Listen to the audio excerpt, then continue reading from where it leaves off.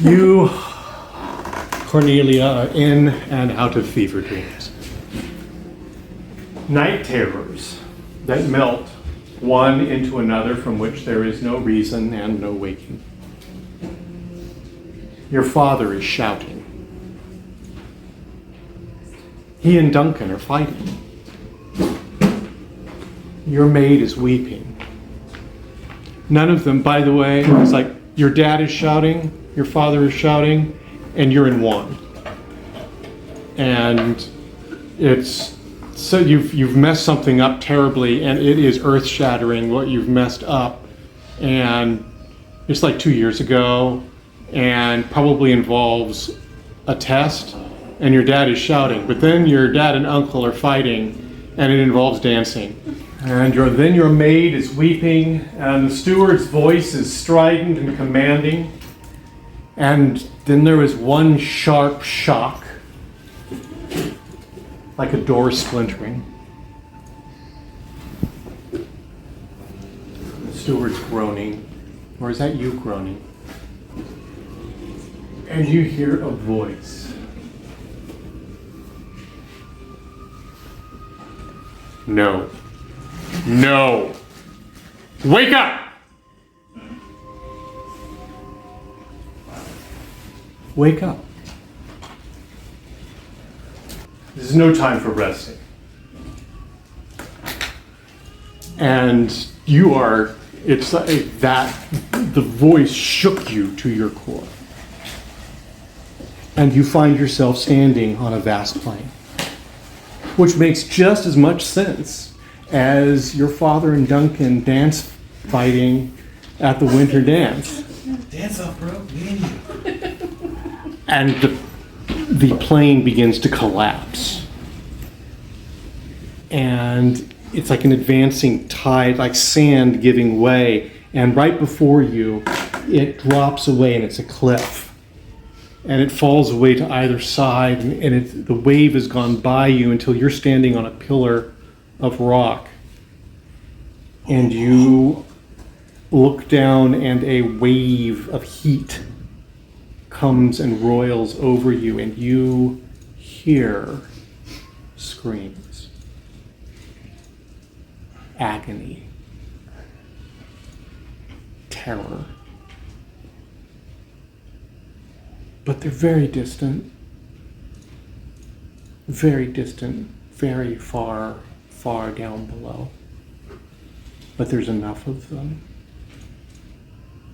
that it carries to your ears.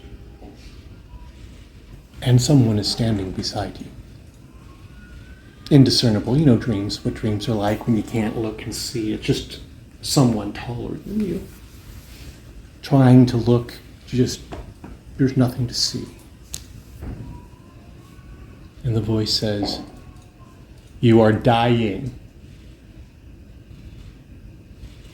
Do you want to live?"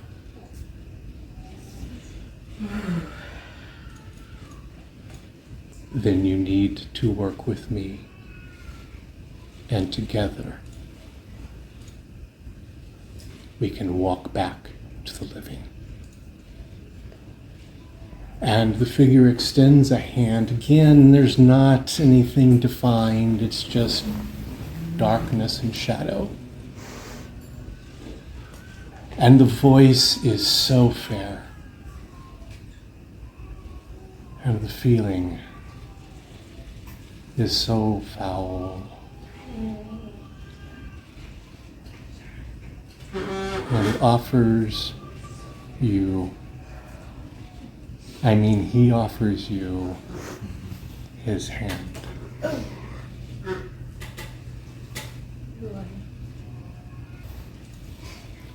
I am a friend. We can be friends. Friends have names. Then what name would you like me to have? You are a namer. No.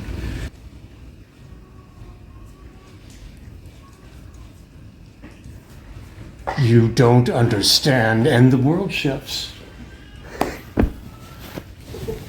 And your walking through the streets of Wand.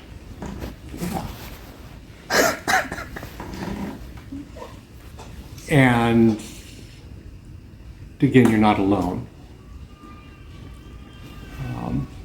But you're walking up the main avenue, and you come into the wide square. You can see the library off to one side, King's College rising with the spire over the cathedral, King's College Cathedral. Queen's College right there, and the hospital. And you walk because it's like the figure moves and the world moves with you. And it takes you into a place you've not seen before, I don't think. A hospital ward filled with beds. And all the beds are filled. Honestly, it's like it's a dream, so there's not faces. You look over there, you're just like, like person 1, person 2, person 3. The details aren't really there except for one. Greg. And Gregory, you find yourself standing over Gregory. And the voice says,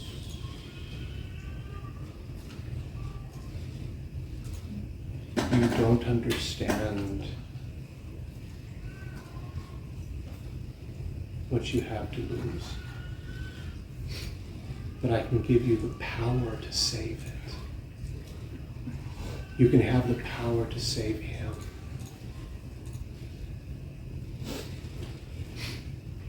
Just love me.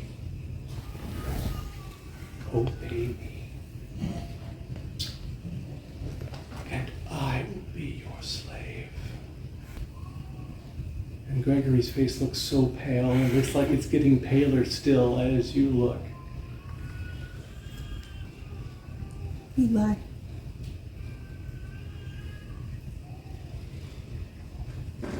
And the world shifts again. And you are standing in a room, looking at a girl on a bed. Really a couch. Glance behind you shows that the door is open, but it had been locked. You can see Hospitaller Harper, and with another person pulling the steward away from the door, but they're making no effort to come in now. And you're looking at yourself, and it is blood, and it is flesh, and it is all the ick of life ending. You've been told about death, and you've been told about life, and you've been told about who can be your friends and who you can spend your time with. Isn't it time that you decide for yourself? Well, I've decided. I think you don't Get away from her! And all of a sudden you're not standing up anymore. You are on the couch. And you have the worst headache in the world. So much so that if you want, you can choose to just close your eyes and shut out everything that happens from this point on. No. I told my father I would stay awake. Oh, no.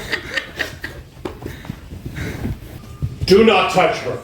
She is not yours. She will not take your offer. Duncan is standing in the door. And you have never seen your uncle more angry, nor more terrified. Well, good. And everything about him is burning with power. Shield, mage armor, blade is burning. And there is a silence as some dread thing turns like a hunter standing over its prey while facing some challenger. You judge her by yourself.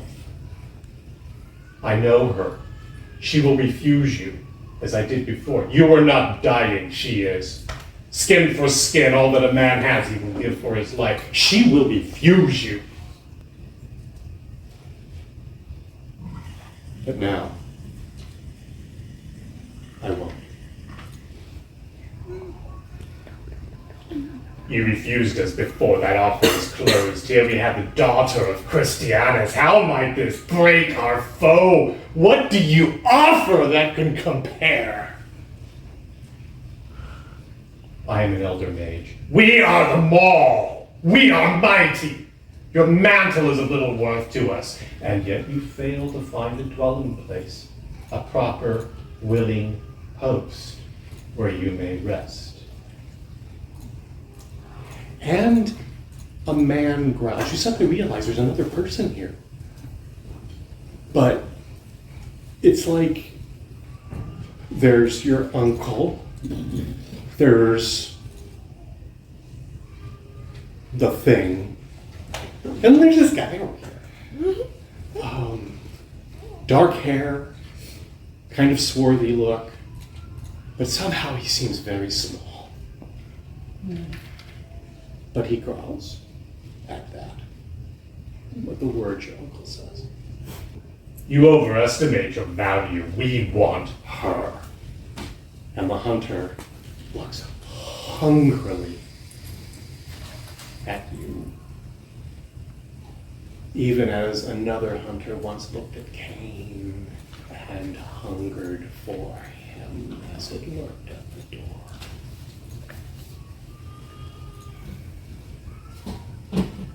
She will refuse you. Her mind will change. It will not. You are of no value to us, but Christianus. Oh.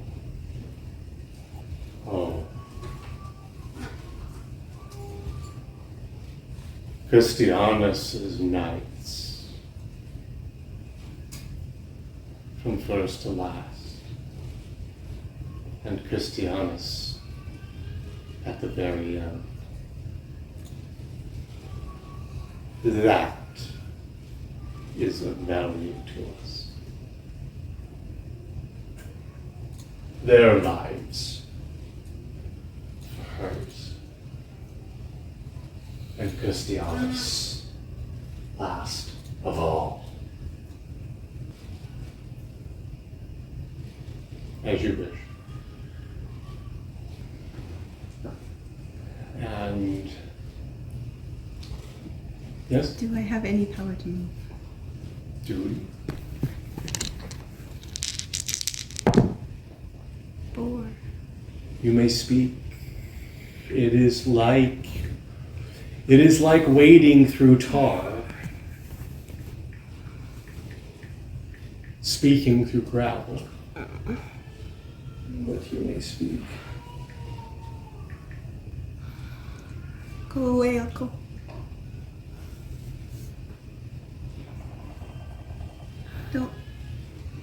Don't deal with them.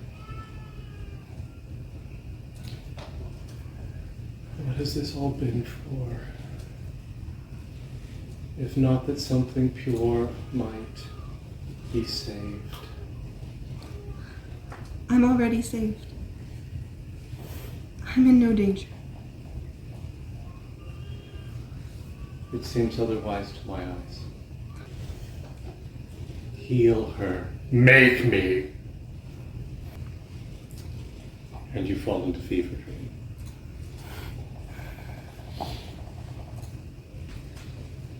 You are standing on a playground, watching a group of children attack and abuse a child in their midst.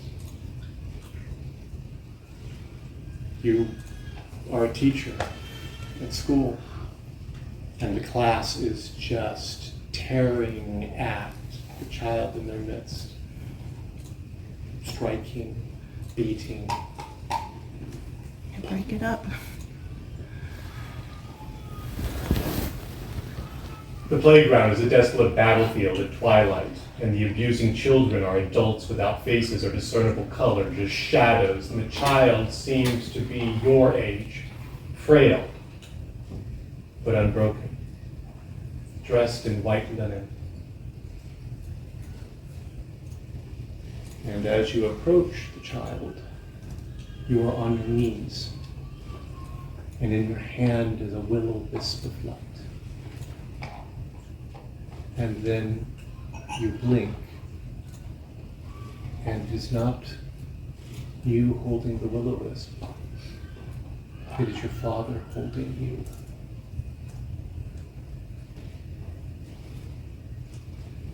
And it isn't how you rest you.